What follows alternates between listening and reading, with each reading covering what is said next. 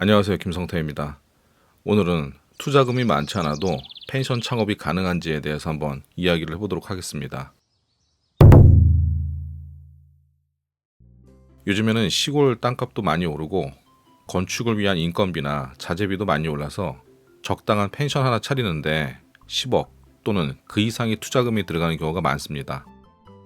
하지만 목표를 명확하게 세울 수 있다면 투자금을 많이 낮출 수도 있습니다. 만약 원하는 수익이 1년에 5천만 원에서 1억 정도라면 수십억에 달하는 펜션을 만들 필요가 없습니다. 엄청나게 큰 사업 계획을 세운 것이 아니라면 적당한 펜션만으로도 충분합니다. 작은 물고기 한 마리를 잡겠다고 댐을 건설할 필요는 없습니다. 작은 낚싯대 하나면 충분합니다. 가장 중요한 것은 적당한 기준입니다. 투자금에 따른 수익을 계산할 수 있어야 하는데 그건 경험을 통해서 알 수 있기 때문에 초보 사장들이 계산기를 두들겨서 알아내기는 쉽지 않습니다. 가장 좋은 방법은 내가 운영하고자 하는 펜션과 비슷한 형태의 규모의 펜션을 찾아가서 펜션 사장에게 연 매출과 수익 등을 물어보는 것이 가장 빠른 방법입니다. 하지만 수익에 관련된 민감한 부분을 일면식도 없는 사람에게 제대로 알려줄 일은 만무합니다. 하지만 사업 계획에 대한 기준을 만들 때 펜션 규모에 따른 수익이 가장 중요한 부분이기 때문에 꼭 알아내야 합니다.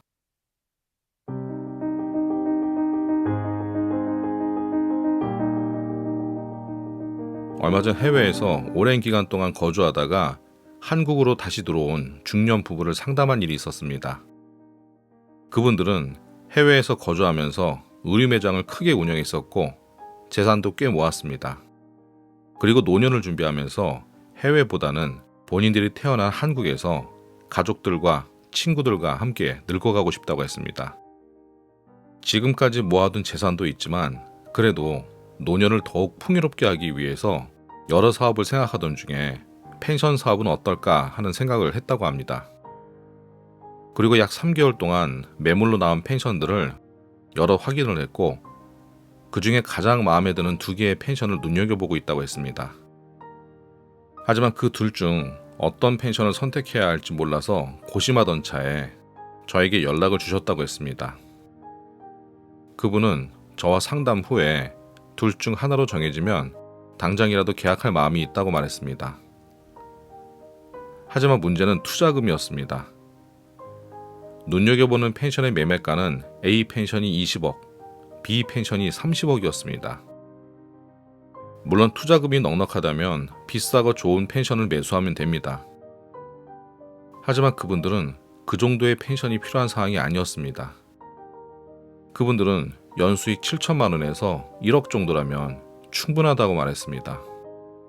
영업을 잘한다면 10억 이하의 펜션을 운영해도 그 정도의 수익을 가져갈 수 있기 때문에 그 이상의 돈을 투자하는 건 불필요한 투자라고 생각했습니다. 그리고 펜션 매매가는 땅의 위치에 따라 달라지기도 하지만 보통 높은 매매가의 펜션은 부대 시설도 다양하고 객실 수준도 높은 만큼 손이 아주 많이 갑니다. 관리할 것들이 많아진 만큼 일은 더 늘어납니다. 하지만 상담 의뢰자분과 한참 이야기를 나누다 보니 그분들은 1년 내내 큰 펜션을 운영하고 고생하고 싶은 마음은 없는 듯이 보였습니다. 결국 A 펜션과 B 펜션 모두 재고해보라고 전하고 두 분에게 어울리는 작은 펜션을 다시 찾아보라고 했습니다. 목표가 명확하면 그에 어울리는 펜션 사업 설계도 역시 명확해집니다. 그래서 좀 더 목표에 따른 투자에 대해서 이야기를 해보려고 합니다. 이해를 돕기 위해서 제 이야기를 하는 것이 좋겠습니다.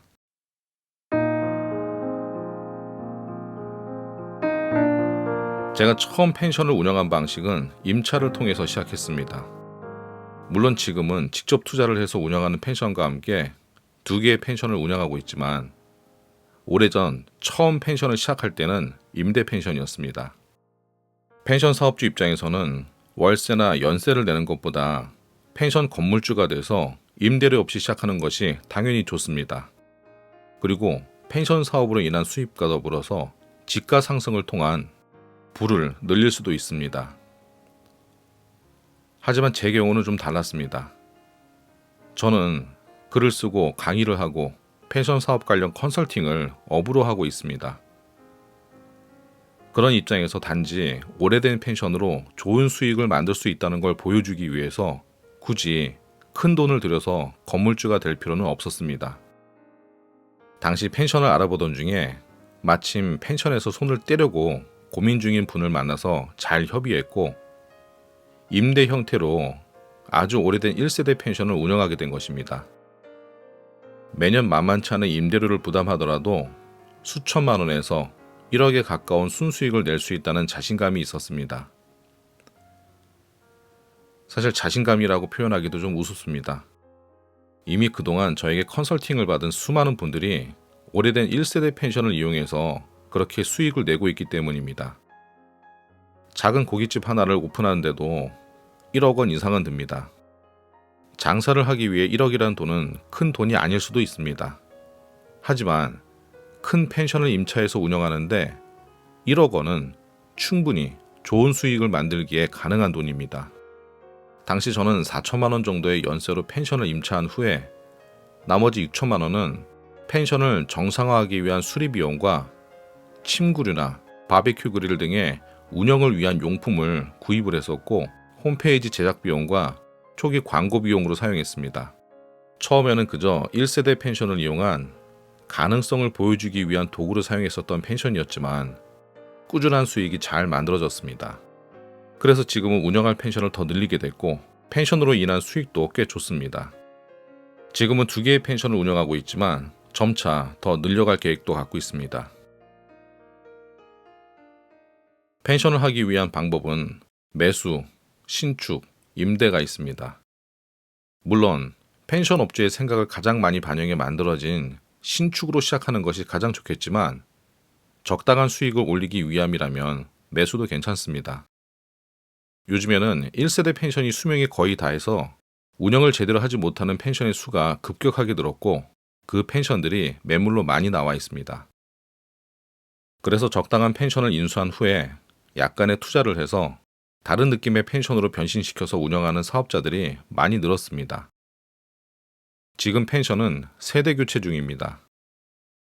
좋은 아이디어만 있다면 오래된 펜션을 낮은 비용으로 매수해서 멋진 펜션으로 만들어서 운영할 좋은 기회가 될 수도 있습니다. 중요한 것은 인수한 1세대 펜션을 그대로 운영해서는 안 된다는 것입니다. 인수 후에 이전의 모습을 변화시켜야만 됩니다.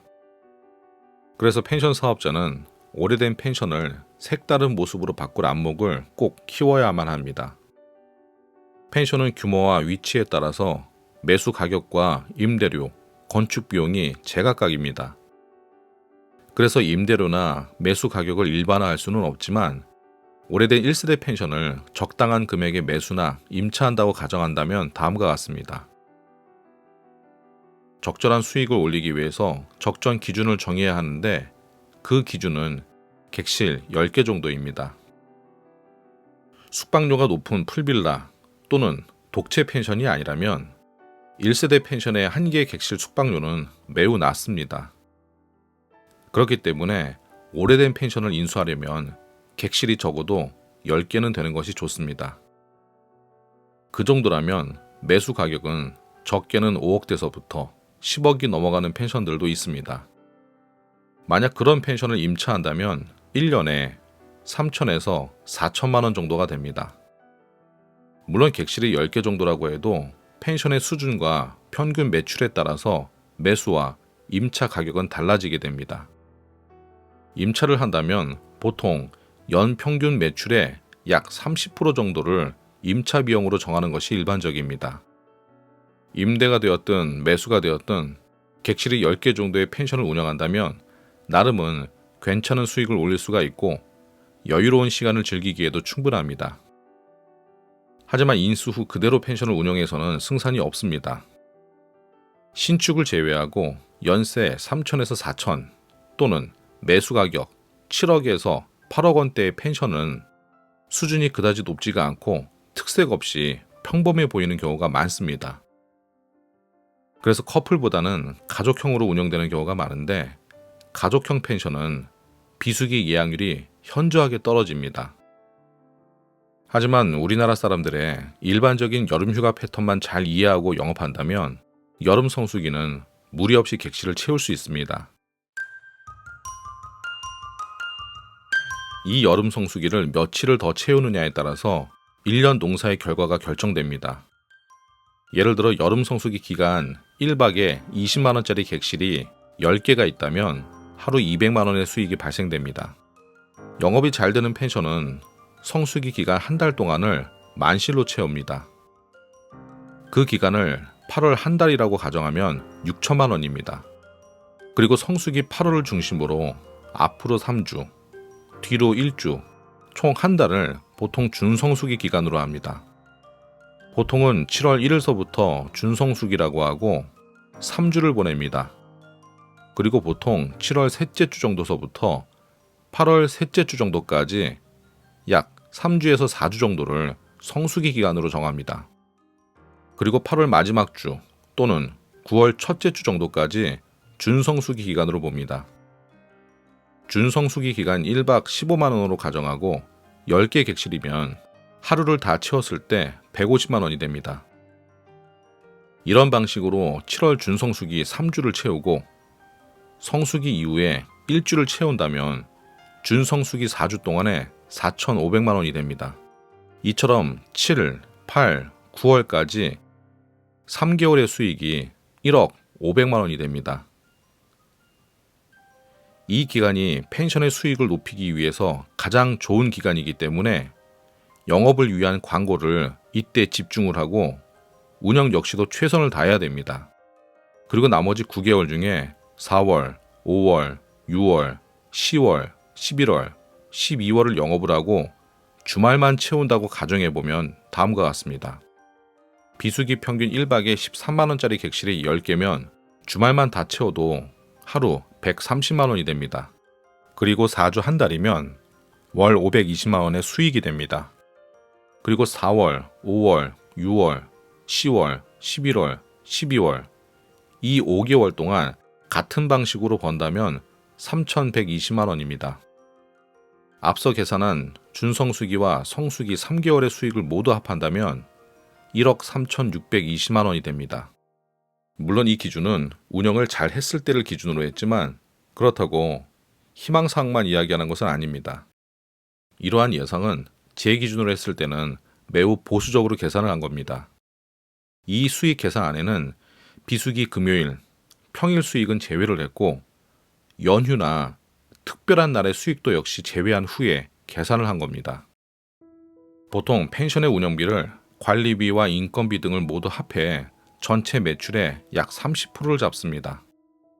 그렇게 계산한다면 앞서 설명한 1억 3,620만원의 매출에 운영비 30%를 제하면 순수익은 약 1억 정도가 됩니다. 그런데 펜션 사업의 순수익은 다른 자영업자의 순수익과는 조금 다릅니다. 일반 자영업자들은 가게에서 수익을 얻은 후에 가정을 유지하는데 많은 비용을 쏟습니다. 집에 필요한 각종 세금을 포함한 관리비가 들어갑니다. 하지만 펜션은 사업장을 거주지로 사용하는 경우가 대부분이기 때문에 펜션에서 말하는 순수익이란 진짜 남는 돈이 되는 겁니다.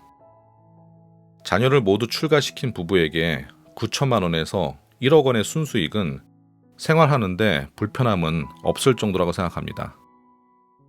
1세대 펜션으로 이런 수익을 만드는 것이 가능할까 하는 의구심도 들 수도 있겠지만 가능합니다.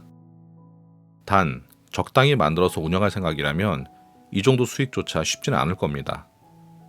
노력해야 됩니다. 실제로 연세 3천만 원도 되지 않는 낡은 펜션으로 순수익 2억 이상을 만드는 펜션도 여럿 있습니다. 앞서 연수익을 계산한 9개월 외에 남는 3개월은 어떻게 지내야 될까요? 앞서 수익 계산을 했었던 기간 외에 1월, 2월, 3월은 수익 계산을 전혀 하지 않았습니다.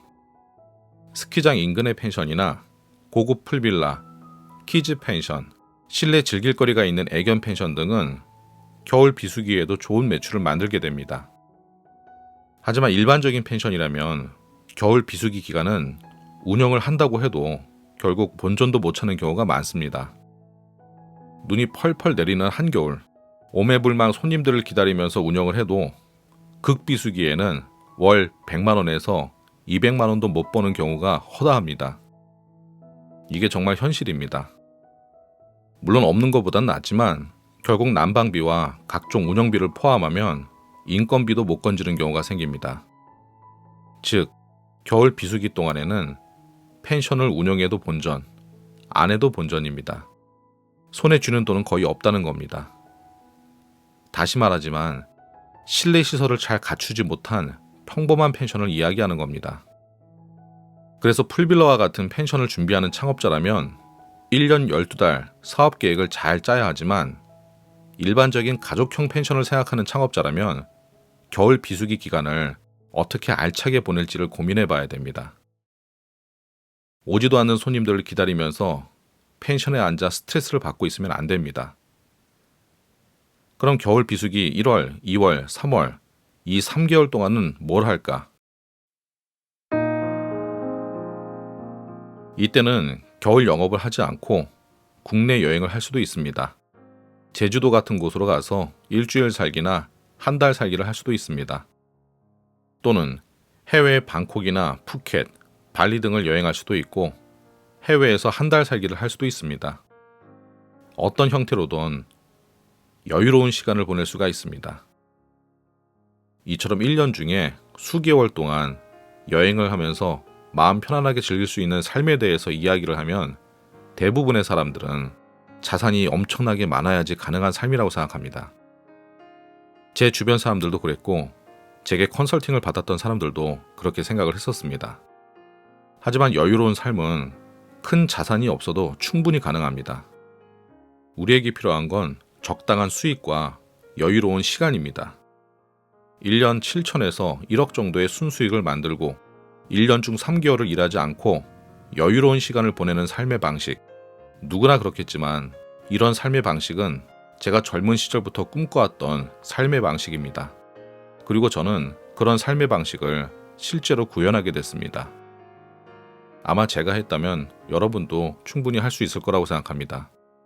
물론 이 사업에 대해서 진지하게 접근해야 되고 고민도 많이 해야 될 겁니다. 더 여유롭고 안정적인 삶을 위해서 펜션 사업을 선택하려 한다면 쉽지는 않겠지만 분명히 가능하다고 생각합니다. 단, 그저 멋진 펜션을 만들겠다는 생각보다는 미래 삶의 계획을 먼저 구상하고 그에 맞는 펜션을 찾는 것이 우선이라고 생각합니다. 오늘 이야기 여기서 마치겠습니다. 감사합니다.